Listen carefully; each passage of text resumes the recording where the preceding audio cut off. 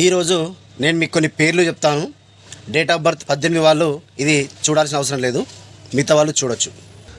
వర్మ, హసన్, జగదీష్, ఉత్తమ్, దత్తు, ప్రభుగౌడ్, సాయి కిరణ్, లడ్డు, బండు, కన్నా, రచన, లలిత, సరోజ్, శోభ, నరు, పవన్, బిలాల్, అనిల్, గను, రంజిత్, గణపతి, చక్రధర్, రామానంద, రాఘవ్, మనోజ్, లావణ్య, సునీల్, సీను.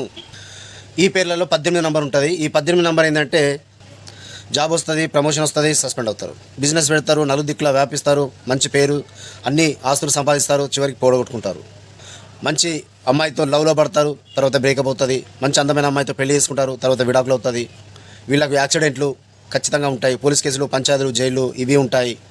ఒకవేళ రాజకీయంలో ఉంటే వీళ్ళకి మంచి పదవులు వస్తాయి, ఆ తర్వాత ఎలాంటి పదవి లేకుండా జీరో అయిపోతారు. సమాజంలో ఏ మాత్రం గుర్తింపు లేకుండా చివరికి ఒక అనామకుడిగా మిగిలిపోతాడు, నిందల పాలైపోతారు. అన్నీ పోగొట్టుకొని చివరికి ఆత్మహత్యకు దారి తీసే పరిస్థితి ఉంటుంది.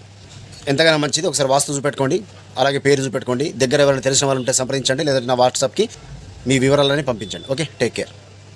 ఇదంతా నేను మీకు భయపెట్టడానికి చెప్పట్లేదు, నా అనుభవంతో చెప్తున్నాను. నా దగ్గరికి వచ్చి మీరు కరెక్షన్ చేసుకోవడం ఏం లేదు, ఎక్కడైనా చేసుకొని చాలామంది న్యూమరాలజిస్టులు ఉన్నారు మన ఆంధ్ర తెలంగాణలో. ఎందుకంటే మన జీవితం పాడు కావడానికి ఈ పేరు మాత్రమే కారణం, ఈ నంబర్ మాత్రమే కారణం. కాబట్టి దాన్ని తొలగించేసుకొని కొత్త జీవితాన్ని స్టార్ట్ చేయడం బెటర్.